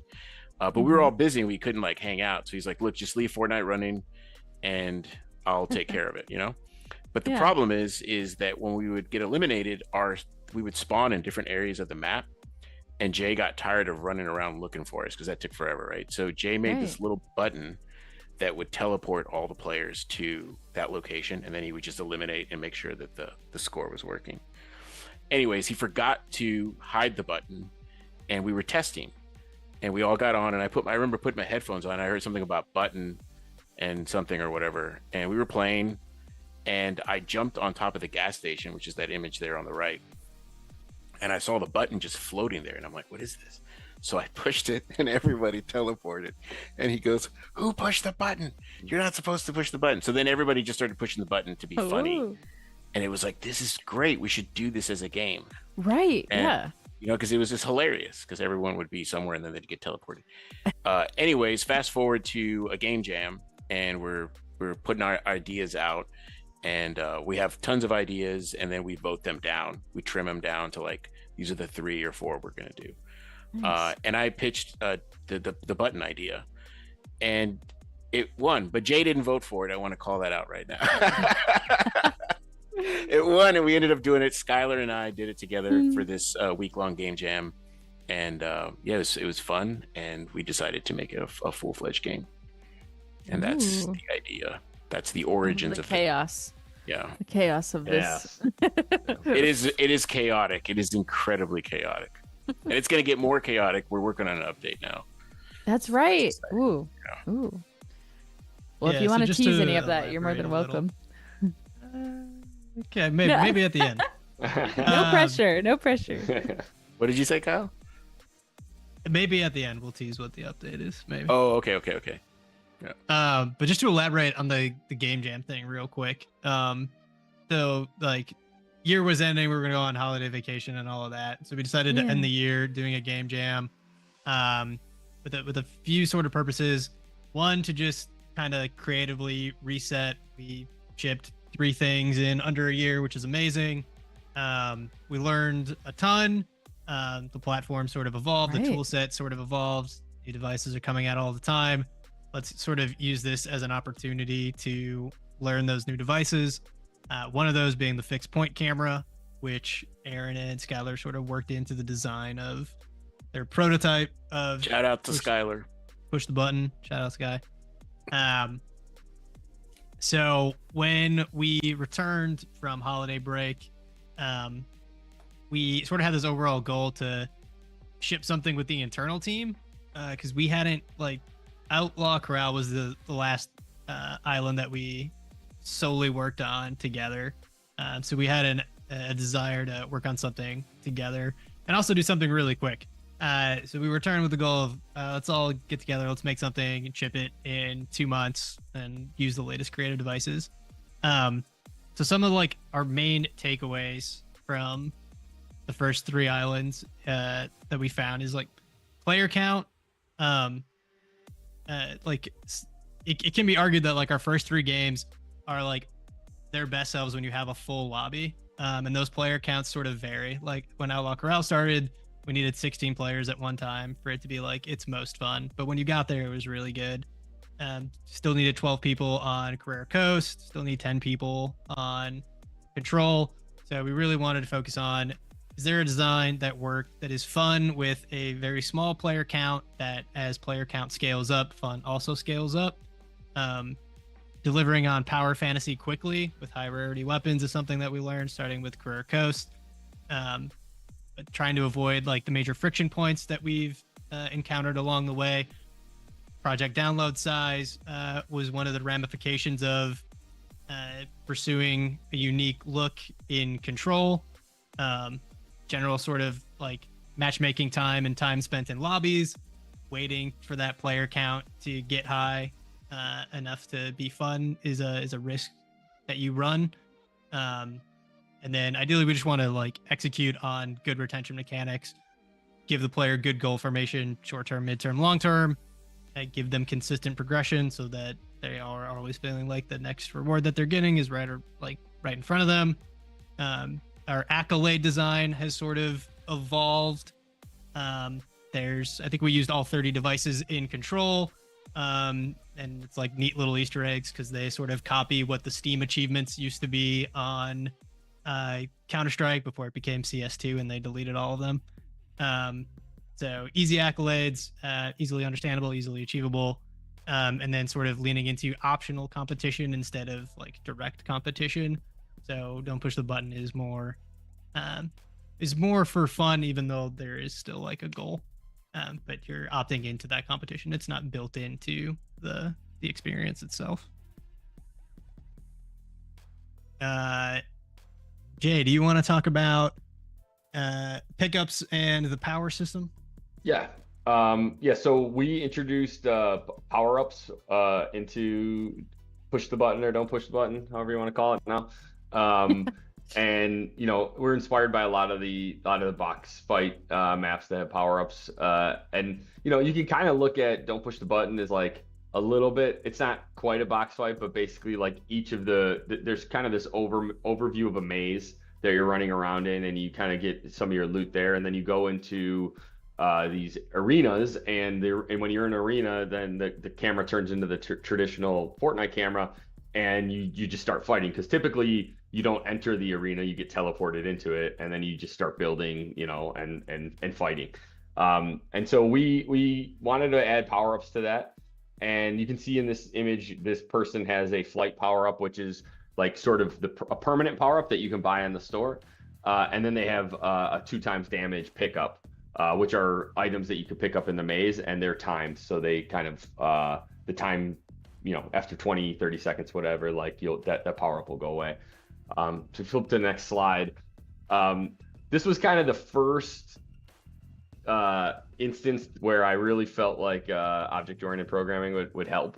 And so these are just a bunch of code snippets, but the way that I designed the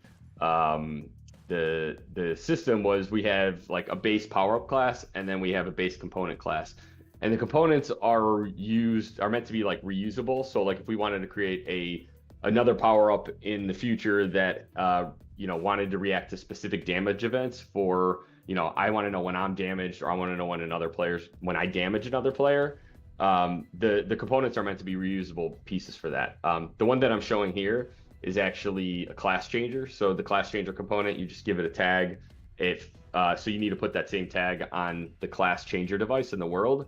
And when you create a power-up that requires class change, you can see the amount of code to create that power-up is extremely small, because all you're doing is adding the class changer component and setting the right tag. And so for flying, we were able to do flying, super builder, I believe toughness. Those are all just class changes. And so the amount of code to get those power-ups functional was super minimal once we had the components. So yeah, this is just these are the base classes and a couple examples of some of the code for some of the power-ups in the game.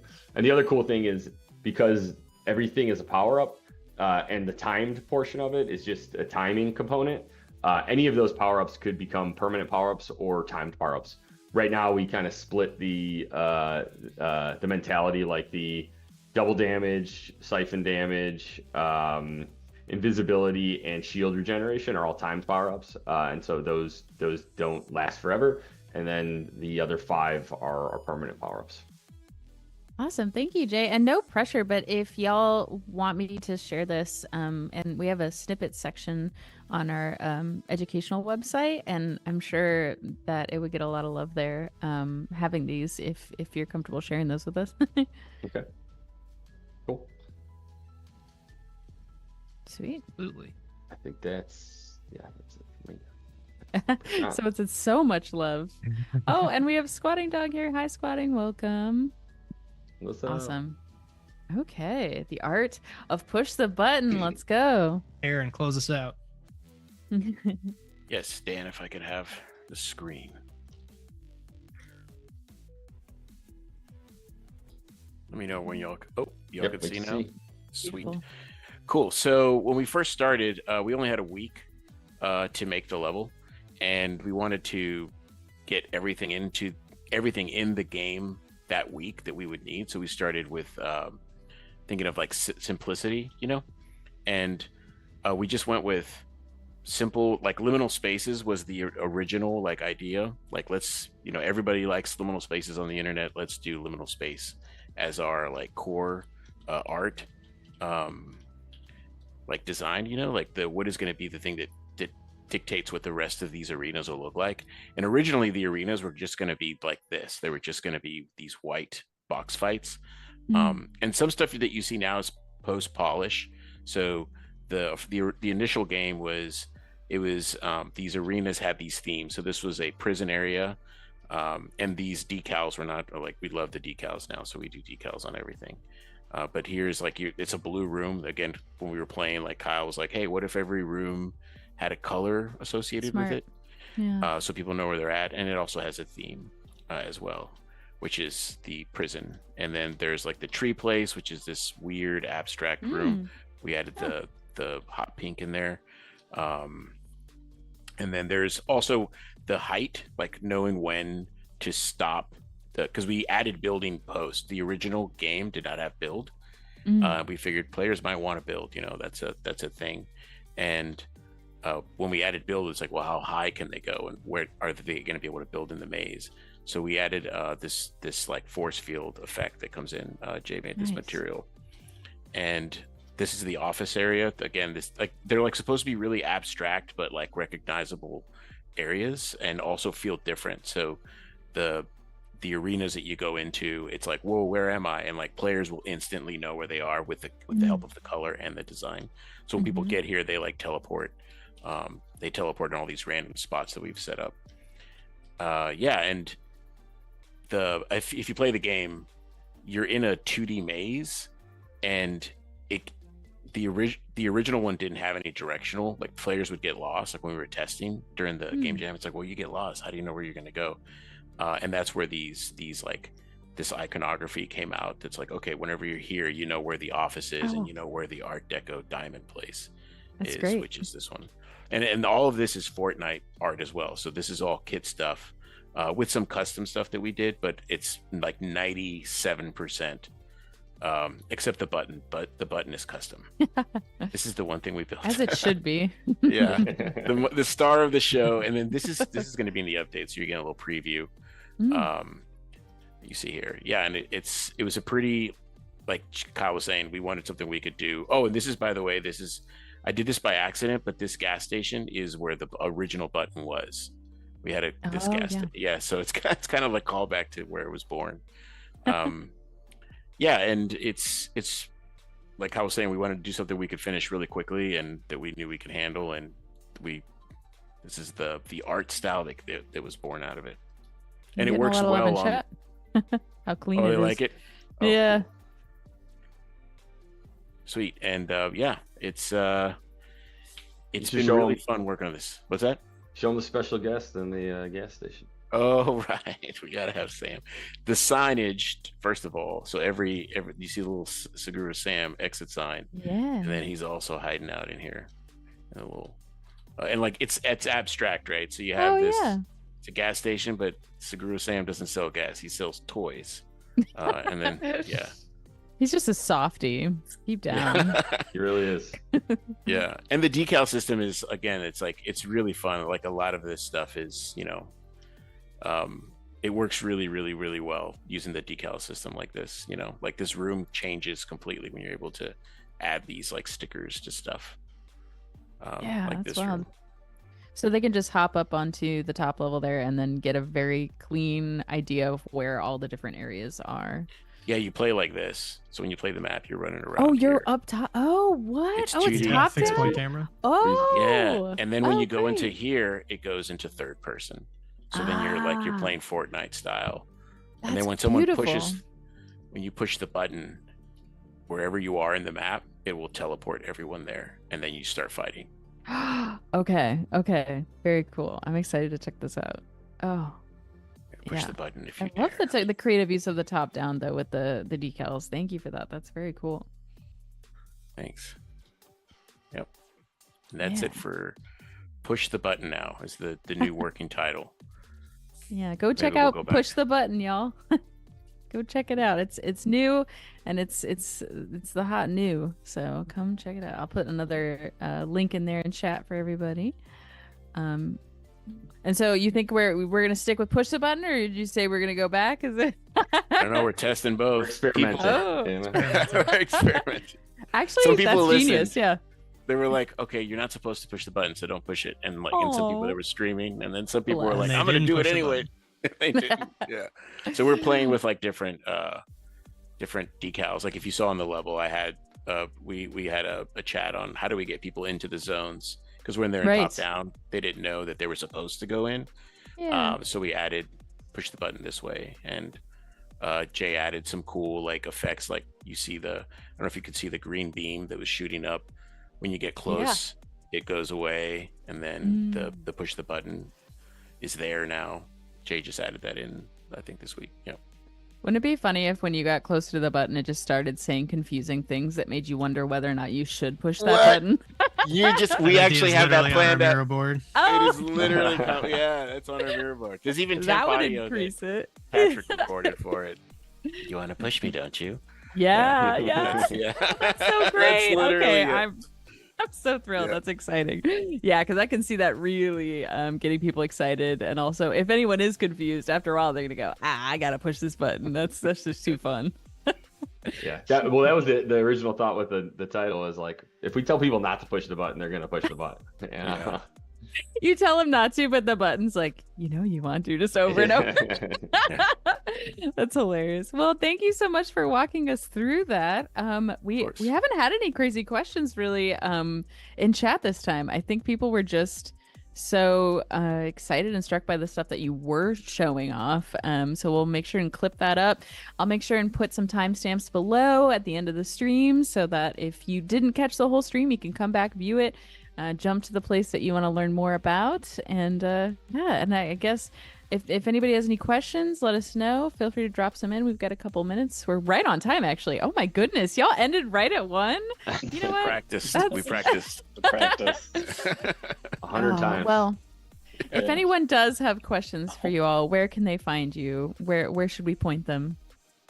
Probably Twitter, right? Or our Discord. Twitter's Yeah, Twitter's good though. Discord. How? Yeah, What's the best way to find your Discord? Is it on your Twitter? Yeah. Or we can link it in it chat is. too Yeah, if you want to. it's also in our maps too. Our maps have. Oh, it's in there. Oh, I think Yeah. it's just Discord / the name. Look North, right? oh, great. So, yeah. Discord / Look North. All right. Let's see. I hope this. We'll see if that works. Go. Let's see. Oh, we did have. Oh, really informative. Oh, thanks for commenting, Jamie. Welcome to the chat for the first time. Someone's a mind reader. Let's see. There's one question. But I feel like that would be a very extensive answer. So I'm just gonna encourage you to check out EDC Delphar and check out what UFN can do, and check out these maps from Look North World and all the cool things that they're able to do in it, and then you can decide if UFN is what you're looking for. I have made 29 maps with UFN and need a tool for team selection and balancing. Oh, look, I believe in you, Rosso. Going to push the button and join the Discord. Absolutely. Well, Do thank it. you so much, everybody. If you have any questions, you can check out Look North World on Twitter or X. They also have a Discord, like they said, and I'll link that in chat down below here too. And looknorth.world. Sorry to cut you off. Yes. I think I have. Look, actually, I'm just gonna type it because that's easier than finding my link. That is a great website. I noticed when I looked up your info the other day, I was like, oh, what a clean link. All right. If you want to check them out more, the link is in chat. Well, thank you so much, Prashant, Jason, Kyle, and Aaron for coming on. And thank you for the rest of the team who's here in spirit, if not watching. We really, really appreciate your time. Hopefully it was chill and you had fun too, but I can tell that the chat really, really loved all the content that you shared. So it means a lot that you came and shared with us. So thank you so much.